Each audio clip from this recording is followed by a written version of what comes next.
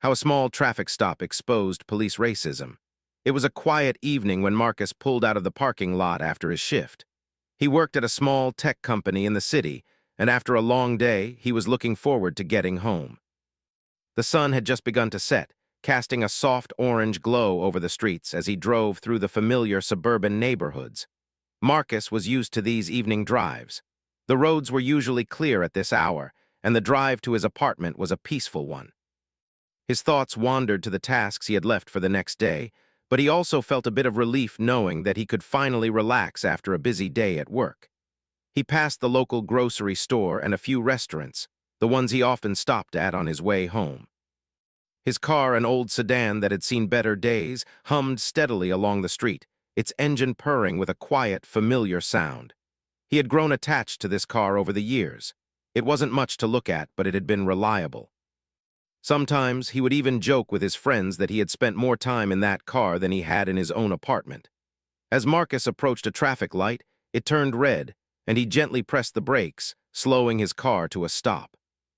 He glanced around, watching the last few pedestrians make their way across the street, when he noticed a police cruiser pull up behind him. It was a regular police car, nothing out of the ordinary. But as the minutes passed, the officer did not pull away. Instead, the lights of the car flickered on. Marcus immediately felt a knot form in his stomach. He had been pulled over by police before, but there was always something unsettling about it. His heart rate increased, and he couldn't help but wonder why he was being stopped. Was it a mistake? Had he broken some minor traffic rule that he hadn't noticed? The officer slowly stepped out of the car and approached Marcus's vehicle. He was a middle-aged man, wearing the standard blue uniform and a stern expression. Marcus rolled down his window, trying to remain calm, but he couldn't shake the unease that had settled in his chest. "Good evening, sir," the officer said, his voice firm but not unfriendly. "Do you know why I pulled you over?" Marcus hesitated for a moment. "No, officer, I'm not sure," he replied, trying to keep his tone neutral.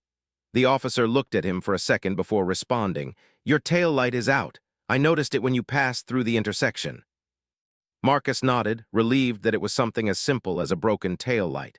He had known it needed replacing, but he hadn't gotten around to it yet. "I'm sorry, officer, I didn't realize. I'll get it fixed as soon as I can." The officer didn't respond immediately. He stood there for a moment, looking at Marcus through the window as if evaluating him. Then, without another word, the officer asked for Marcus's driver's license and registration. Marcus handed them over, feeling the weight of the officer's gaze on him. There was nothing unusual about the interaction so far, but something in the officer's manner made Marcus uneasy. The officer took the documents and walked back to his car without saying another word. Marcus sat in his car, staring out the windshield as he tried to calm his nerves. He didn't know why, but he had a sinking feeling in his gut. He had been pulled over many times before, but there was always something about these interactions that made him feel like he was being judged more harshly than others. As he sat there waiting, Marcus's mind drifted to past experiences, when he'd been stopped by police for seemingly small reasons. He had never been in serious trouble, yet he had always felt as though there was more suspicion around him because of his race. It wasn't something he often talked about, but it was always there, hovering in the back of his mind. The officer returned a few minutes later, holding Marcus's documents in his hand. This time, his expression was different. He seemed a bit more tense, more serious.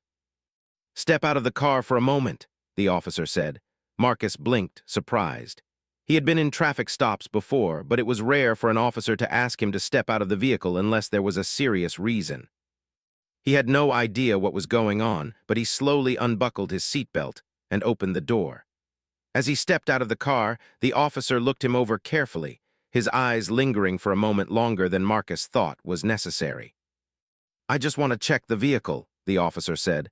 "Make sure there's nothing else going on." Marcus felt his heart beat faster. He didn't understand what was happening. He had been polite and cooperative. He had even admitted to the taillight issue. Why was the officer suddenly so insistent on checking his car? He watched as the officer began to inspect the exterior of the vehicle. The officer shined a flashlight into the interior, peering inside as though searching for something hidden. He looked under the car, then moved around to the back, his flashlight bouncing off the rear bumper. Marcus's confusion turned to frustration. This wasn't normal. It felt like the officer was trying to find something wrong, even when there was nothing to find. The officer moved around the car a few more times, poking and prodding. He didn't speak much, but his presence felt overwhelming, like he was deliberately making Marcus feel uncomfortable. For a moment, Marcus wondered if the officer was just doing his job, or if there was something more to the situation. It wasn't long before a second police car arrived at the scene. A younger officer stepped out, a man with dark hair and a stern face. Marcus couldn't tell whether this was a routine backup or something more, but the moment the second officer approached, the atmosphere shifted. The second officer stood next to the first officer, speaking in a low tone. They exchanged a few words, but Marcus couldn't make out what they were saying. Then the second officer looked over at Marcus and spoke, his voice sharp. "What's your problem?" he asked, a hint of accusation in his words. "You seem awfully defensive for someone who got pulled over for a taillight." Marcus was taken aback. "I'm not being defensive, officer. I'm just trying to understand why I'm being treated like this." The second officer scoffed, then stepped back, clearly annoyed by Marcus's response. The first officer didn't seem to notice, or maybe he just didn't care. He continued his inspection, now more thorough, checking under the hood and asking Marcus to open the trunk. Marcus didn't know what to think anymore. The situation had gone from a simple traffic stop to something that felt much more personal, like the officers were looking for an excuse to make things difficult. His hands trembled slightly as he stood there, watching the officers continue their search. He couldn't shake the feeling that it wasn't just about the taillight. Something was wrong, and it had nothing to do with the car. It wasn't long before the officers returned to their cars, and the first officer handed Marcus back his documents. "You're free to go," the officer said, his tone finally softening. Marcus nodded, still confused and unsettled. He got back into his car, his mind racing. The traffic stop, which had seemed so simple at first, had turned into something else entirely. As he pulled away, he couldn't help but wonder, was this how things always went for people who looked like him, or had he just been unlucky? The question lingered, unanswered, as he drove off into the night. As Marcus drove away from the traffic stop, the evening felt different. The familiar road seemed less comforting, the quiet streets now eerily silent. His hands gripped the steering wheel a little tighter than before, and his mind kept replaying the events of the past few minutes.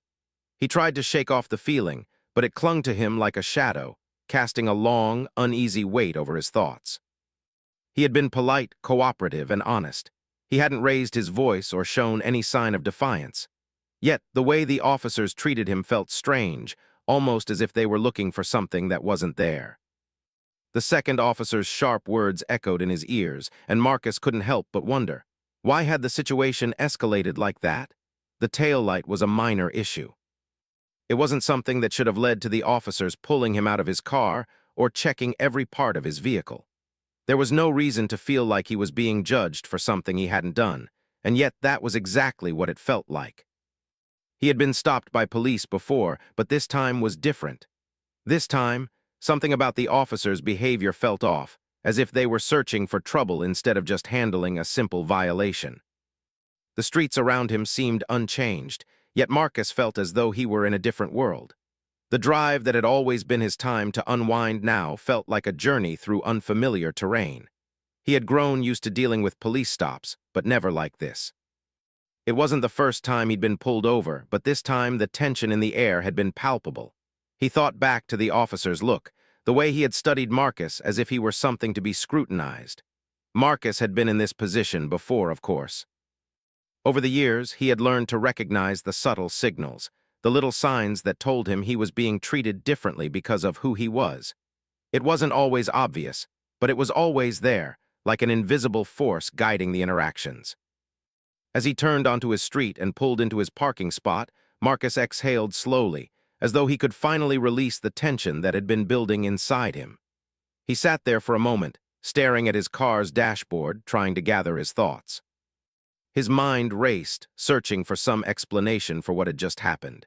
He had done nothing wrong. He was just a man trying to get home after a long day at work. Why had the officers treated him like that? He couldn't help but remember the way the officers had acted. The way the first officer had asked him to step out of the car without explanation, the unnecessary second officer who had shown up, and the way they had both looked at him. almost like he was a suspect rather than a motorist with a broken taillight. The more Marcus thought about it, the more it didn't make sense. He got out of the car and walked toward his apartment, but the unease didn't leave him. The weight of the interaction stayed with him, lingering in his thoughts.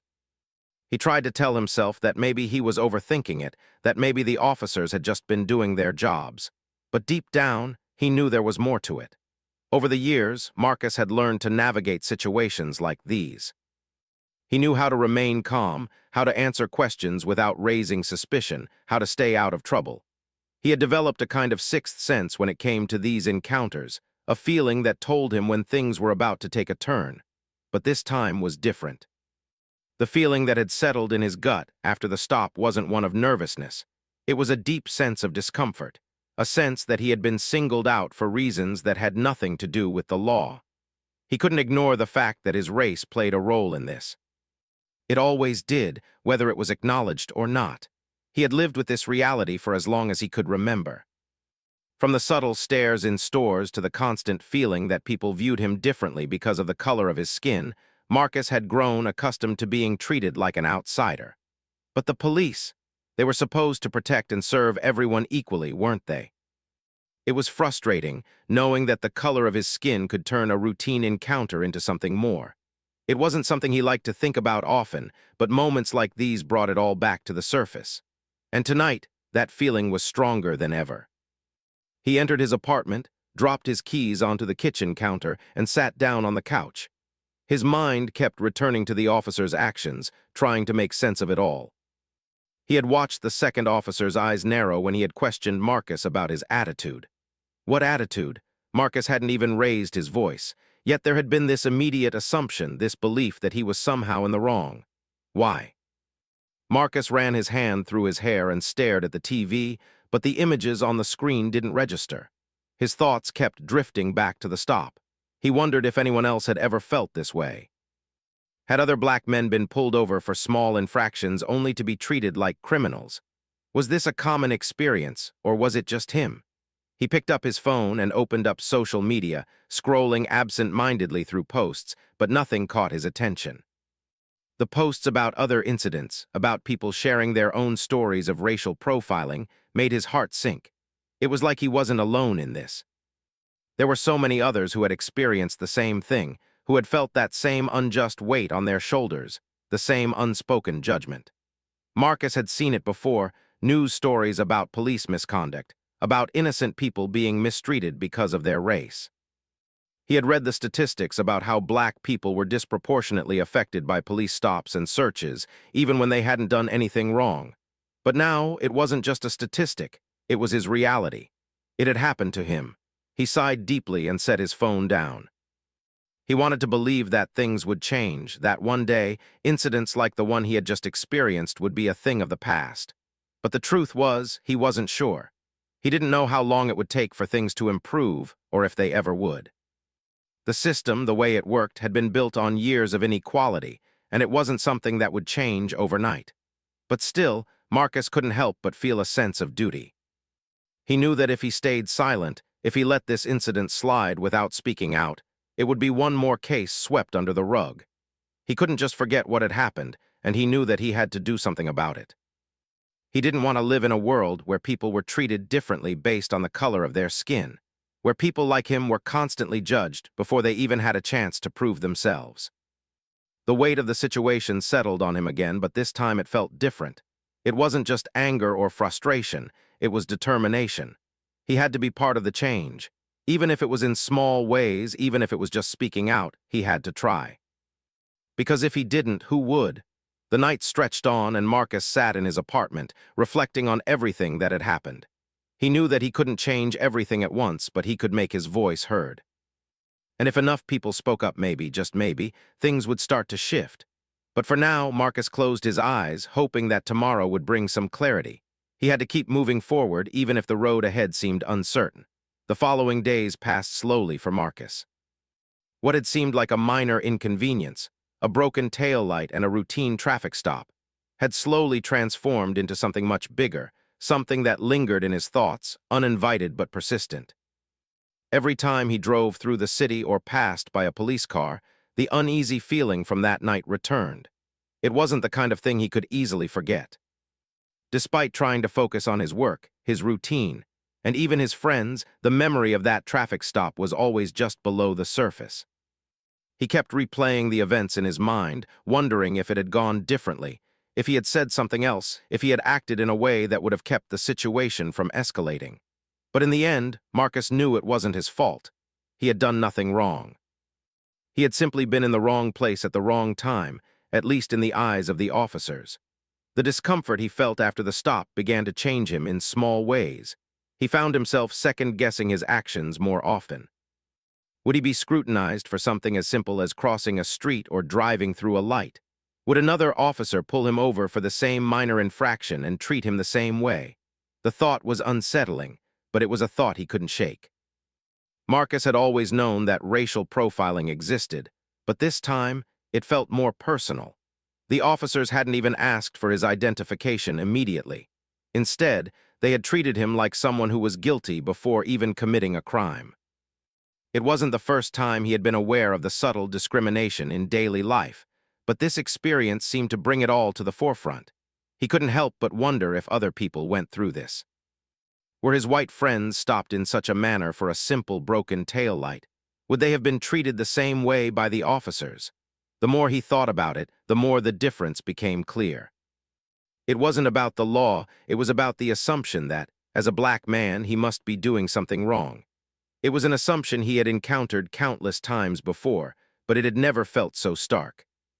One evening, as he sat at home scrolling through social media, Marcus came across a news article about a similar traffic stop. It had happened in another part of the city, with a black man being pulled over for a minor violation. The story was almost identical to his own.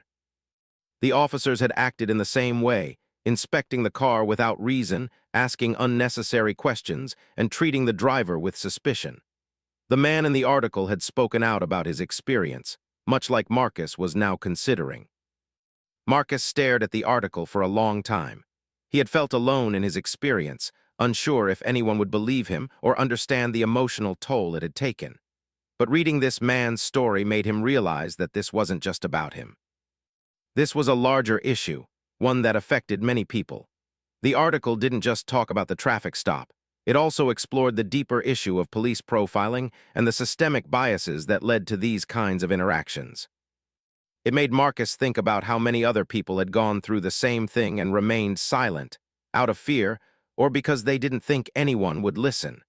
For the first time, Marcus felt the weight of the issue, not just on his shoulders but as a collective burden. He wasn't alone in this. He had heard about the protests and the movements that called for police reform, but this article brought it to life for him. This wasn't just about bad officers or one bad experience. It was about a system that, for many, seemed to be set up to fail.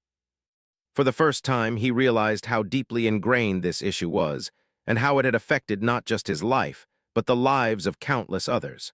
The more Marcus read, the more he found himself questioning the system. He remembered his own encounters with police officers throughout his life. He had always tried to be cautious, to follow the rules, to make sure he wasn't giving anyone a reason to treat him unfairly. But it didn't matter. No matter how careful he was, there was always that moment, that subtle shift in the way he was treated that told him he wasn't truly seen as an equal. He was seen as a potential threat, an outsider. He couldn't stand it anymore. Marcus decided that he needed to speak out, to share his experience, and to add his voice to the growing movement. He had always been a quiet person, keeping his thoughts to himself and letting things pass by. But now he couldn't remain silent. He felt a sense of responsibility, not just to himself, but to everyone who had ever been made to feel less than because of their skin color. The next morning, Marcus picked up his phone and began drafting a post on social media. It wasn't easy, and his fingers hesitated on the keys. He didn't want to come across as angry or as someone making a mountain out of a molehill. But he knew this wasn't just about him. It was about everyone who had ever felt the sting of being treated unfairly. He wrote about the traffic stop, about how it had made him feel, and about the subtle ways in which people like him were constantly judged. He shared his story, knowing that it might not change anything immediately, but hoping that it would start a conversation. He hesitated before hitting post. But then he remembered the article he had read. He wasn't alone, and even if only one person read his post and thought about it differently, it would be worth it. Marcus took a deep breath and pressed the button. The response was overwhelming. Comments poured in, many of them from people who had experienced similar situations. Some were from people of color who had gone through the same kind of profiling, while others were from white people who were shocked by what they read and wanted to know how they could help. The post sparked a conversation in his community, with many people sharing their own stories and asking questions about how they could make things better. It wasn't an easy conversation, but it was necessary. Marcus began to see how powerful sharing his story could be. It wasn't about gaining sympathy or attention. It was about opening people's eyes to the realities that so many people faced every day. The support he received felt like a weight had been lifted off his shoulders. It wasn't a solution to the problem, but it was a step in the right direction. The more he spoke out, the more he realized that the change Marcus was looking for had to come from both individuals and the system itself. He began to pay closer attention to local news, to follow stories about police reform, and to attend community meetings where discussions about racial profiling were happening.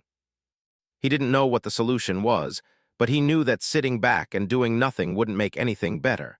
It wasn't just about his own experience. It was about everyone who had suffered from the same unfair treatment. Marcus's story, shared openly and honestly, was a small part of the larger movement for change, but it felt like a significant step forward. He wasn't just standing up for himself anymore. He was standing up for the countless people who had been made to feel invisible, ignored, or unimportant. As he continued to speak out, Marcus found a new sense of purpose. He felt more connected to his community and the issues that mattered. The road ahead was long, but he knew he wasn't alone in this fight. And with every voice that spoke out, the movement grew stronger. Marcus woke up the next day with a feeling he hadn't experienced in a long time, a strange mix of determination and fear. It wasn't just about the traffic stop anymore. It was about everything he had learned in the past few days, the conversations he'd had, and the realization that this wasn't just one isolated incident. It was a systemic issue that affected so many people, including him. And now that he had spoken out, he felt a weight of responsibility he hadn't expected. The post he had shared on social media had gone viral in a way he hadn't anticipated. It wasn't just the comments or the likes that overwhelmed him. It was the sheer number of people who had come forward, sharing their own stories of racial profiling, of being treated unfairly simply because of their appearance. Some were strangers, others were people he had known his whole life, but what connected them all was the same painful experience. The more he read, the more he realized how deep this issue ran, how ingrained it was in society and in the system that was supposed to protect him. What surprised Marcus the most was the support he had received from people outside of his own community. His post had sparked conversations not just among people of color, but also among white people, many of whom had never thought about what it felt like to live under the constant weight of suspicion and bias. Some of them were shocked by the stories they read. Others were confused, wanting to understand how they could help make a difference. These conversations, though difficult, were happening, and that in itself felt like a small victory. As the days went on, Marcus found himself spending more time engaging in these discussions, answering questions, and encouraging people to keep talking about the issue. He had become part of a larger movement, whether he realized it or not. Every story shared, every post liked, every comment left in support of him felt like another step toward change, no matter how small. But even with the support, Marcus couldn't ignore the reality that lay ahead. Change wasn't going to come easily. In fact, it might not come at all if enough people didn't continue to speak out. He couldn't forget how, just a few weeks ago, the police officers who had stopped him had gone about their job without any consideration for his humanity. The idea that something as simple as a broken taillight could have spiraled into a full-blown interrogation, well, that was something he couldn't unsee. The fact that the system allowed this kind of behavior to happen over and over again was hard for Marcus to accept. He didn't just want justice for himself. He wanted justice for everyone who had faced similar treatment. He wanted to live in a world where people weren't judged before they even had a chance to speak, a world where they didn't have to be constantly aware of the way they were perceived. It wasn't going to be easy, but for the first time, Marcus felt that it was possible. He was more determined than ever to be part of the change. He began attending meetings with local community organizations that focused on police reform, racial profiling, and systemic inequality. It wasn't just about him anymore. It was about his community, his city, and every person who had been affected by these injustices. The more he learned, the more motivated he became to push for real change, no matter how long it took. During one of the meetings, Marcus found himself sitting in a room with a group of activists who had been working on this issue for years. They spoke passionately about the reforms they were fighting for: better training for police officers, accountability for those who broke the law, and a complete overhaul of the system that allowed racial profiling to continue unchecked. Marcus listened closely, taking notes and reflecting on the things he had learned in his own journey. He had always been an observer, someone who stood on the sidelines and watched the world around him. But now, he wanted to be part of the solution. One of the activists, a woman named Tamara, shared her own experience with police. She spoke about a time when her brother had been pulled over for a minor infraction and was treated with disrespect and suspicion by the officers. Her voice cracked with emotion as she talked about how her brother had been forced to endure a humiliating search of his car, all because of the color of his skin. The more she spoke, the more Marcus realized how common these experiences were, how many people had stories just like hers. It wasn't just a few bad apples, it was a pattern, one that needed to be addressed at the root. Tamara's words struck a chord with Marcus. He understood now that this wasn't just about the actions of individual police officers. It was about a system that had been built on inequality, a system that treated people of color differently, even when they weren't doing anything wrong. Marcus had always known that racial profiling was an issue, but hearing Tamara's story made him realize that it was even more widespread than he had thought. The meetings gave Marcus a sense of purpose, a direction he hadn't had before. For the first time in his life, he felt like he was part of something bigger than himself, something that could lead to real, lasting change. He wasn't just sharing his story anymore. He was helping to amplify the voices of others who had been silenced for too long. He was starting to see that the work ahead wouldn't be easy, but it would be worth it. As the days turned into weeks, Marcus continued to speak out, using his voice to raise awareness about racial profiling and police violence. He shared articles, participated in protests, and attended more community meetings. He knew that the road ahead would be long, but he also knew that it was the right road to be on. His story had touched people, yes, but now it was about more than just one story. It was about a movement, one that was growing stronger every day. At the same time, Marcus had begun to realize how much his own perspective had changed. The traffic stop that had initially left him feeling small and helpless had become the catalyst for something much larger. He no longer saw himself as a passive bystander. He was an active participant in the fight for justice, and that realization filled him with a sense of pride and responsibility. He also found himself connecting more deeply with his community. As he continued to attend events and participate in discussions, he realized just how powerful collective action could be. The more people spoke out, the more people listened. The more people came together, the stronger their message became. Marcus had always felt like an outsider, someone who was watching the world unfold from the sidelines. But now, he felt like he was part of something that could truly make a difference. Despite all the progress he was seeing, Marcus knew that the journey wasn't over. There were still so many challenges ahead, so many obstacles to overcome. But he had come to understand that real change would take time, patience, and unwavering determination. And with each step he took, he felt more certain that he was on the right path. The road ahead wasn't going to be easy, but for the first time, Marcus felt hopeful. He wasn't alone in this fight. And as long as he kept pushing forward, there was a chance, just a chance, that things could change for the better. As the weeks passed, Marcus found himself at the center of something much larger than he had originally anticipated. What started as a single post on social media about a routine traffic stop had snowballed into a movement, a conversation that rippled through his community, the city, and beyond. He had spoken out about the way he had been treated, and his voice, along with the voices of many others, had sparked a collective desire for change. But the road ahead was still long, and the reality of systemic racism was not something that could be dismantled overnight. Marcus knew this, but that didn't mean he was discouraged. In fact, every conversation he had, every person who reached out to thank him for sharing his story, fueled his determination even more. He wasn't just talking about his experience anymore. He was helping to shine a light on the countless others who had been ignored or overlooked for too long.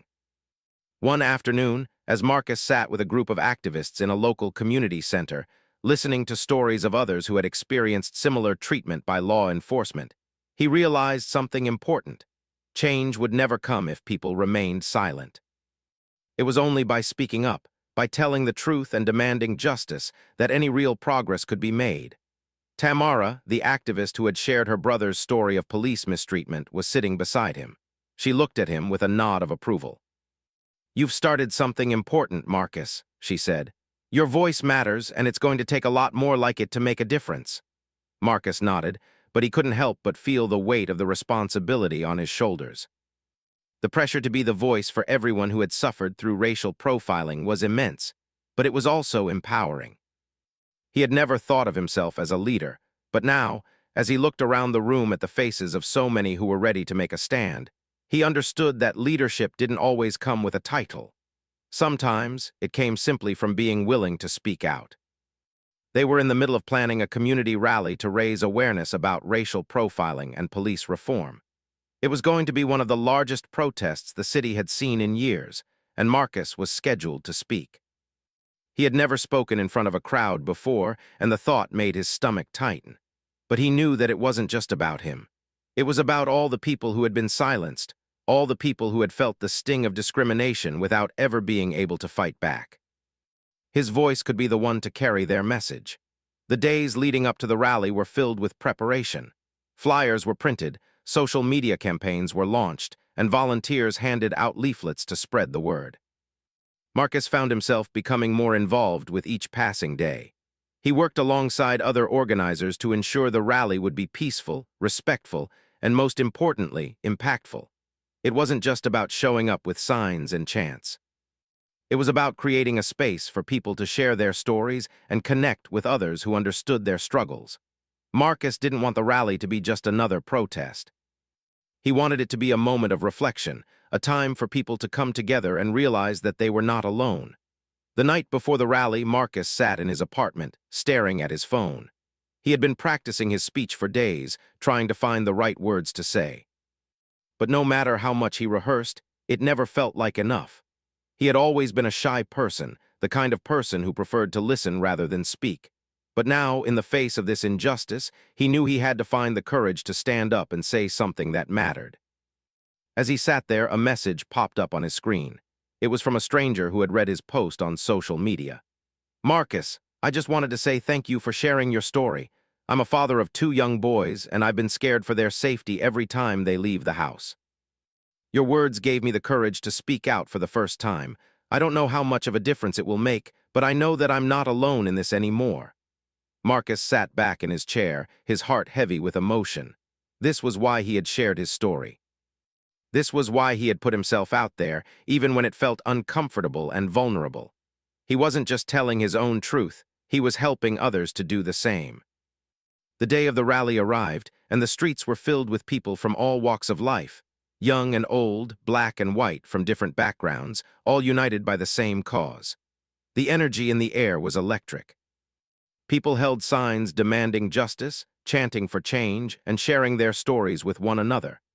The crowd was larger than anyone had anticipated, and the sense of solidarity was palpable. When it was Marcus's turn to speak, he felt his heart race. He stood at the front of the crowd, looking out at the sea of faces, some familiar, many unfamiliar. He took a deep breath and began. "I never thought I would be standing here today, sharing my story with all of you.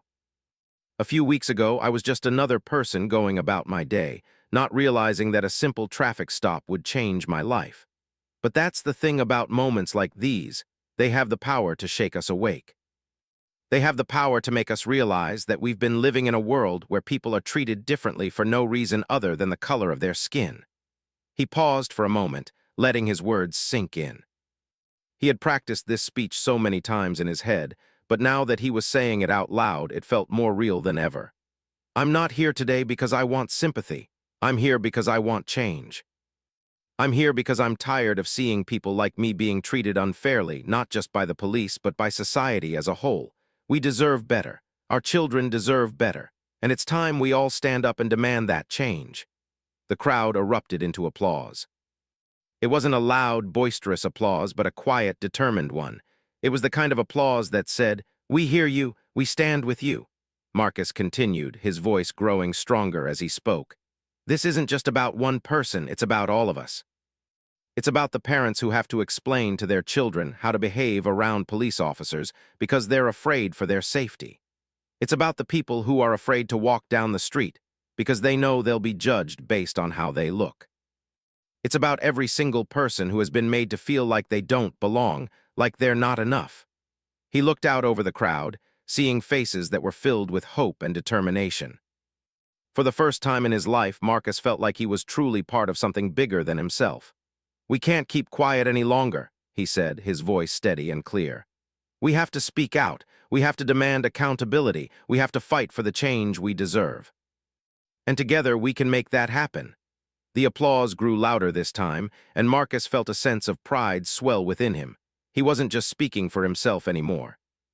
He was speaking for everyone who had ever felt powerless, who had ever been made to feel like their voice didn't matter. As the rally came to a close, people gathered together, exchanging phone numbers, promising to stay in touch and continue the fight for justice. Marcus walked through the crowd, shaking hands, hugging strangers, and feeling a sense of unity he had never experienced before. He knew that the fight wasn't over. This was just the beginning. But for the first time, he felt like they were making progress.